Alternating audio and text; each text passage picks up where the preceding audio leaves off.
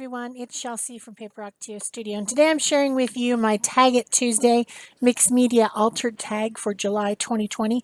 Tag It Tuesday is a group on Facebook run by Sherry Whitfield, and there is a monthly prompt challenge with 4 prompts, of which you need to use at least 2, and you can make both a altered tag as well as an ATC each month using these prompts. So you saw the prompts at the beginning.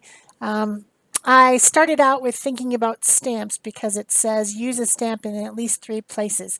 And I have this brand new stamp set as well as the dies that match it that a person sent me in Happy Mail. It's from Altenew and it's beautiful. It's a beautiful stamp set. It's a multiple layer stamp set where you put one stamped image over the top, over the top, over the top to make lots of colors in one image and make it look more dimensional. I was first introduced to this concept when I was a Stampin' Up! Demonstrator a long time ago. I was demonstrating for at least 10 years and had a lot of people under me and all that type of stuff. And then it got to be too much after I had moved the 3rd time. And yeah, so their idea was what they called 2-step stamps. And they originally came out when they were opening up a line of stamps to stamp on your walls, or like decorator type ideas. And I taught a lot of people to do that with acrylic paint back in the day. But this has actually 4 steps on the flower, so it's even more than a 2-step. Now it's 4 ones that stack one on top of the other. I also wanted to use this security envelope as a large security envelope, something that my mom gave me, and it had these little windows in it. Lots of businesses, if you're going to send back a bill or something, they'll send you an envelope that has a window, and then you put your bill inside and your address shows through. This was kind of like that, and it had a couple of these glassine windows, and I thought it would be fun to use the stripes because I don't know, just it's interesting to me to have this striped paper, and then to also be able to put a little pocket on that has the stripes as well. So the first thing I did was to put the paper, the striped paper, onto my tag, glue it onto my tag so that my whole tag was covered up with those kind of gray and white stripes. And then I thought it needed some color. I wasn't going to go for this monochromatic, just black and white. So I used some distress sprays. I think 3 colors: Fired Brick, Spice Marigold, and Fossilized Amber, I think, are the 3 colors I used. Sprayed them onto the tag just to make it have more color. And then I got out my distress inks. I just have the small ones. And I started to do the stamping. One of the prompts is use a stamp in at least 3 places. So I started out with the dies, actually. I guess I didn't mention that. Another one of the prompts is to add aluminum foil. And so with the dies that match this stamp set, I cut out some of the shapes, like the leaf shape and the flower shape and the centers of the flowers, or the little tiny flowers, using the dies and some aluminum tape. I just took the aluminum tape and taped it onto regular paper and then ran it through my small die cutting machine. This one's called a Prism, and it's one that can just sit on my desk. I don't have to put it away like the other big ones. So then I have those little aluminum pieces. You can see them up at the top of the screen. And then I have the same shapes in the stamping. And I'm using the distress inks in basically the same colors. I've got the spiced these names. Spiced Marmalade, I think it's called. Fired Brick. And then I went on to the 3rd layer being Rusty Hinge, which is, kind of a rusty, darker color than Fired Brick. So I got kind of like orange, red, rusty red on top of that. And then the outline stamp at the end I did in black soot. So those are the colors that I used. And then a couple greens too. And these are all distress inks. I do have all the Stampin' Up! Inks still. I could probably have used those, but these are more easily accessible to people. These are things that you see out in the store. So I guess that's why I use them. So here I am putting the outline of the final outline on with the black soot. And the ink pads are small, so I'm just turning the ink pad, turning the stamp over, patting the ink pad all over it, pat, pat, pat, pat, pat, pat, pat, and then stamping it down. And of course, these are silicone stamps. They're really easy to stamp because you can see through the clear block and you can see through the stamp to get it lined up fairly easily. Back in the day, when we had two-step stamps, they were wooden blocks with rubber, and I got really good at lining them up because you self-mounted your stamps, and I would mount them down in the corner so that I could see what I was doing, and I was very, very good at it. But I know that it was something that some people have found a little bit difficult back in the day because you couldn't see through the wooden block, and that's probably why they started to make the clear silicon or poly something plastic stamps. They're not my favorite. I still prefer the deeply etched red rubber stamps. They're much higher quality to me than these. But this stamp set's so pretty. You know, you can't resist it. So then I have two colors of green, and I know one of them is called peeled paint, but I can't remember the one that went over the top, what color it was. I'll have to look for it, and then I can put it in the description box below.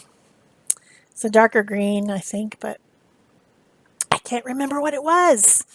I'm not that good with all these. And then I did the lines, of course, with the black soot again.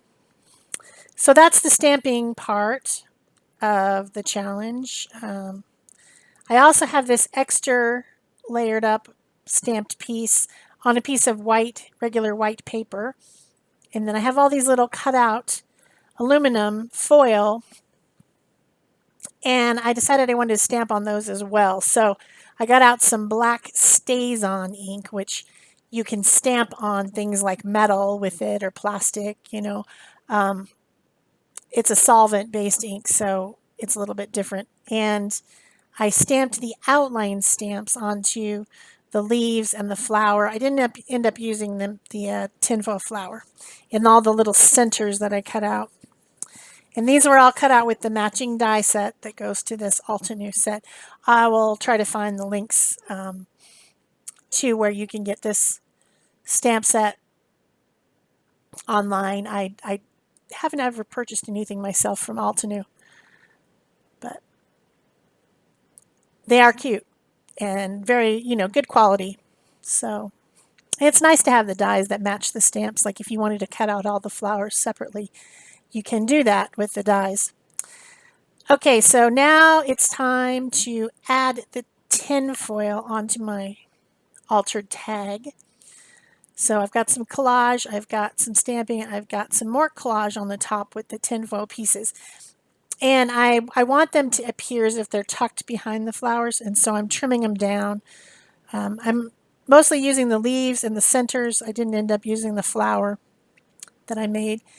And I'm gluing the little small flowers, which have been stamped on, and putting those in the center of the bigger flowers, and then gluing on these little leaves that I've trimmed off from their branches to, you know, add the tinfoil. It's an interesting way to add tinfoil. I was still thinking about that flower, but it was just too big and it was just not going to fit on my tag today. So it'll show up in some other project some other day. It just goes in the pile of components. So the next thing I wanted to do is to add the pocket. And this pocket is the half of the cellophane window.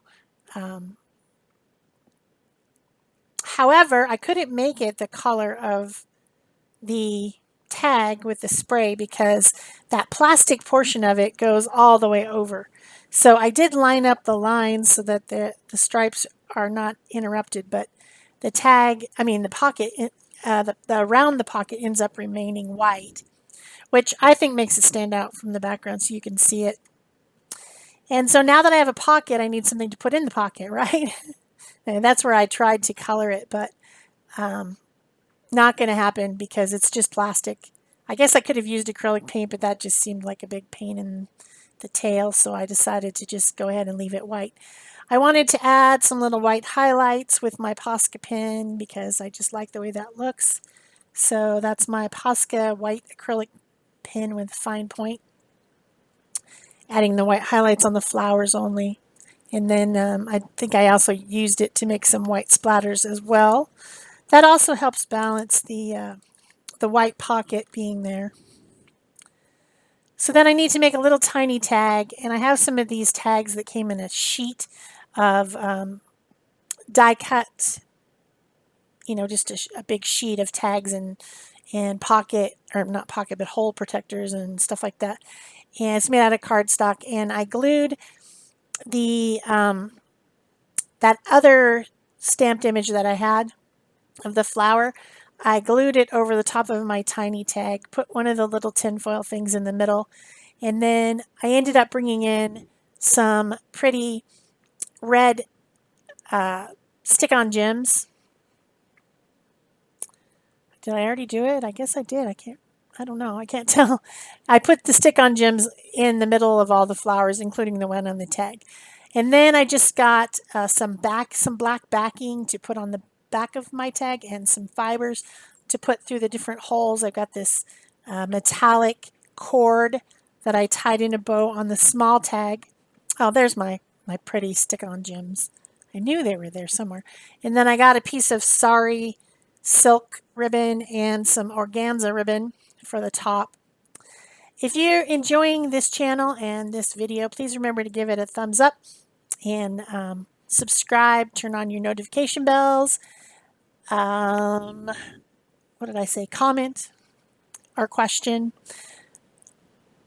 Pin it on Pinterest. Any of those things help my channel by other people finding me, and also tells YouTube that what I'm making is valuable to people. That helps my channel grow. And if you guys notice up above, past 17,000 finally. So I'm happy about that. Very happy about that. Very blessed. That makes me happy. People are finding me. People are liking my channel enough to subscribe. So that's awesome. So I put the black cardstock backing and it gives it a little edge, which I like. I did put an inked edge around the small tag so that it had a little bit of black around the edge as well. And I'm just going to punch the hole and put the fibers in.